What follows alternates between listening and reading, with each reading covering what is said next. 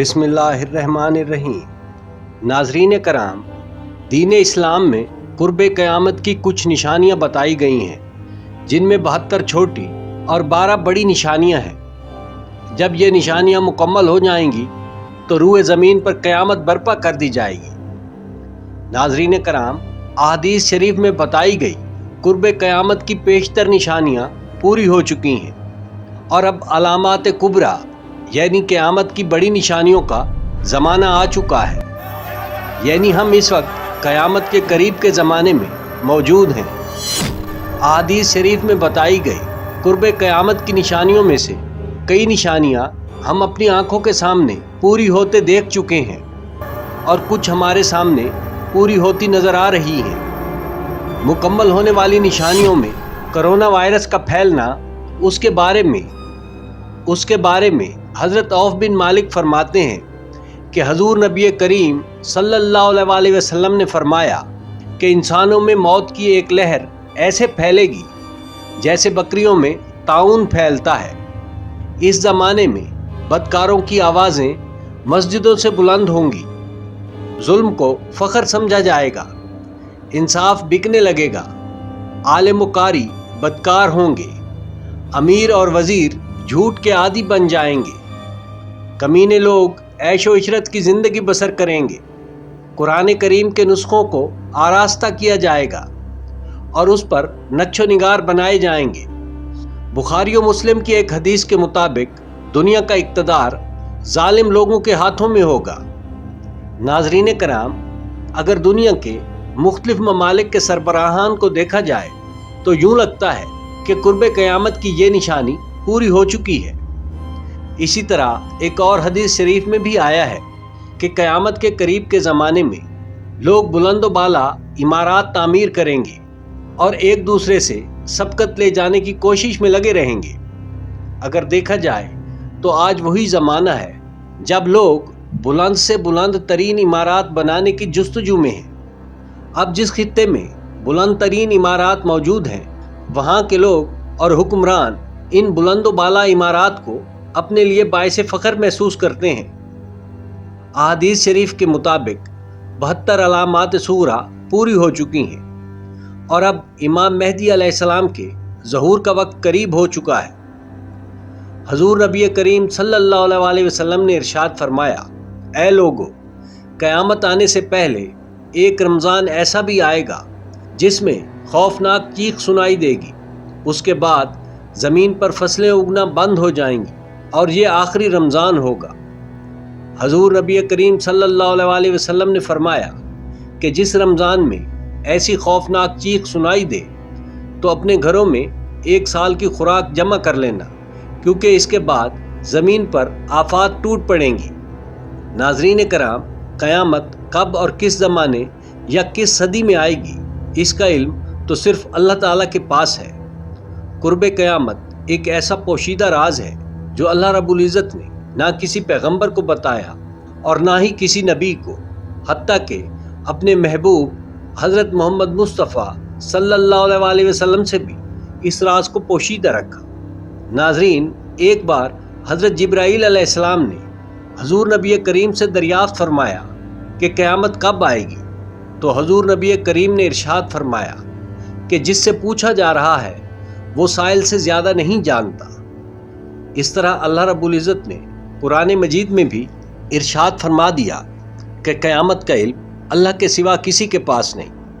قرآن مجید سورہ نازعات میں ارشاد باری تعالیٰ ہے، اے پیغمبر، لوگ آپ سے قیامت کے بارے میں پوچھتے ہیں کہ قیامت کب آئے گی، سو تم اس کے ذکر سے کس فکر میں ہو؟ اس کا منتہا یعنی واقع ہونے کا وقت تمہارے پروردگار کو ہی معلوم ہے۔ جو اس سے ڈر رکھتا ہے، آپ تو اسی کو ڈر سنانے والے ہو۔ جب وہ اس کو دیکھیں گے تو ایسا خیال کریں گے کہ گویا دنیا میں ایک شام یا ایک صبح رہے۔ اسی طرح سورہ اعراف آیت 187 میں ارشاد باری تعالیٰ ہے، یہ لوگ آپ سے دریافت کرتے ہیں کہ قیامت کب آئے گی، ان سے کہہ دیجئے کہ اس کا علم تو صرف میرے پروردگار کے پاس ہے، وہی اسے مقررہ وقت پر ظاہر کر دے گا، اور یہ زمین و آسمان میں ایک بھاری بات ہوگی اور ناگہاں تم پر آ جائے گی۔ یہ آپ سے اس طرح دریافت کرتے ہیں کہ گویا آپ اس بات سے بخوبی واقف ہیں۔ ان سے کہو کہ اس کا علم تو صرف اللہ ہی کو ہے، لیکن اکثر لوگ نہیں جانتے۔ ناظرین کرام، حضور نبی کریم صلی اللہ علیہ وسلم نے قرب قیامت کی بہت سی علامات بتائی ہیں، مگر قیامت کب برپا کر دی جائے گی اس کا اصل علم صرف اللہ رب العزت کے پاس ہے۔ صحیح مسلم کی ایک حدیث شریف میں آیا ہے کہ بے شک اللہ ایک ایسی ہوا چلائے گا جو ریشم سے زیادہ نرم ہوگی۔ جس شخص کے دل میں ذرہ برابر بھی ایمان ہوگا وہ ہوا اسے نہیں چھوڑے گی اور اس کی روح قبض کر لے گی۔ اسی طرح ایک اور حدیث مبارکہ میں آیا ہے کہ قیامت اس وقت تک قائم نہ ہوگی جب تک زمین پر صرف اللہ کا ذکر کرنے والے باقی نہ رہ جائیں۔ قیامت کسی ایسے بندے پر نہیں آئے گی جو اللہ پر کامل ایمان رکھتا ہو۔ اسی طرح صحیح مسلم کی ایک روایت ہے کہ قیامت نہیں آئے گی مگر صرف بدترین لوگوں پر۔ حضرت حذیفہ فرماتے ہیں کہ ایک روز نبی کریم تشریف لائے تو ہم قیامت کی نشانیوں کے حوالے سے باتیں کر رہے تھے، تو رسول خدا صلی اللہ علیہ وسلم نے فرمایا قیامت اس وقت تک قائم نہ ہوگی جب تک کہ تم یہ نشانیاں نہ دیکھ لو۔ پھر انہوں نے ان نشانیوں کو اس ترتیب سے ذکر فرمایا۔ ان میں سے پہلی نشانی دخان ہے۔ ناظرین کرام، دخان ایک ایسا دھواں ہے جو پوری زمین کو اپنی لپیٹ میں لے لے گا۔ یہ ایک ایسی نشانی ہے کہ جس کا ذکر قرآن مجید میں بھی آیا ہے۔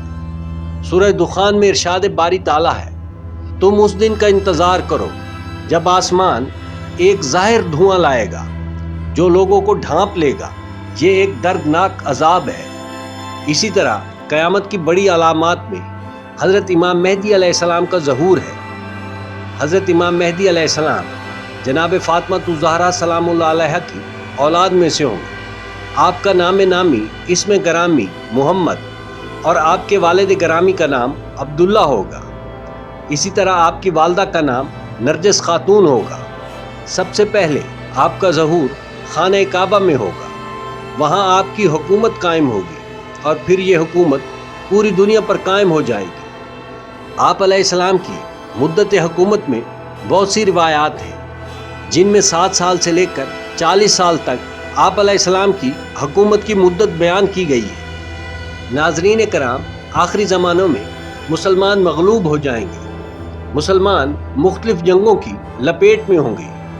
ملک شام پر عیسائیوں اور یہودیوں کی حکومت قائم ہوگی۔ پوری دنیا میں ظلم کا نظام ہوگا، حتیٰ کہ مسلم ممالک خصوصاً عرب میں بھی مسلمانوں کی شان و شوکت والی حکمرانی نہیں ہوگی۔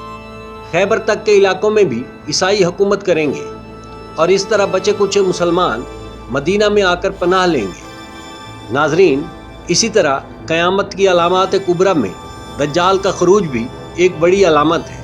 حضرت عیسیٰ ابن مریم کا ظہور بھی انہی علامات میں سے ہے۔ حضرت عیسیٰ ابن مریم حضرت امام مہدی کی سربراہی میں ہی دجال کو قتل کریں گے۔ اسی طرح آخری زمانے میں یاجوج ماجوج کا خروج، سورج کا مغرب سے طلوع ہونا، ٹھنڈی ہوا کا چلنا، زیادہ تر مسلمانوں کا وفات پا جانا، خانہ کعبہ کا انہدام یعنی شہید ہو جانا اور سور پھونکا جانا، اور پھر قیامت کا قائم ہو جانا ہے۔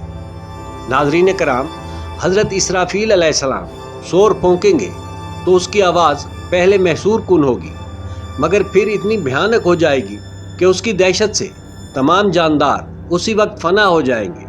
زمین و آسمان پھٹ جائیں گے، ہر چیز ٹوٹ پھوٹ کر فنا ہو جائے گی۔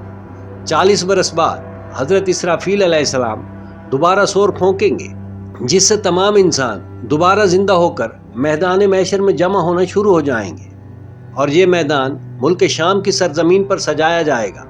پھر اللہ رب العزت تمام انسانوں سے دنیا میں کیے گئے اعمال کا حساب لیں گے، اور یہاں اس حساب میں وہی سرخ روح ہوں گے کہ جنہوں نے اس دنیا میں اللہ تعالیٰ کے احکامات کے مطابق زندگی بسر کی ہوگی۔ نیک لوگوں کو جنت میں بھیج دیا جائے گا، جبکہ برے اعمال والوں کو جہنم کی آگ میں پھینک دیا جائے گا۔ آخر میں اللہ رب العزت کے حضور یہی دعا ہے کہ اللہ ہمیں کامل مسلمان بننے کی توفیق عطا فرمائے اور دین اسلام پر قائم رہنے والا بنا دے، اور ہمارا خاتمہ ایمان پر ہو۔ ہمارا فیصلہ نیک اور پرہیزگار لوگوں کے ساتھ کرے، اور ہمیں اپنی رحمتوں اور خاص نعمتوں سے نواز دے۔ آمین ثم آمین۔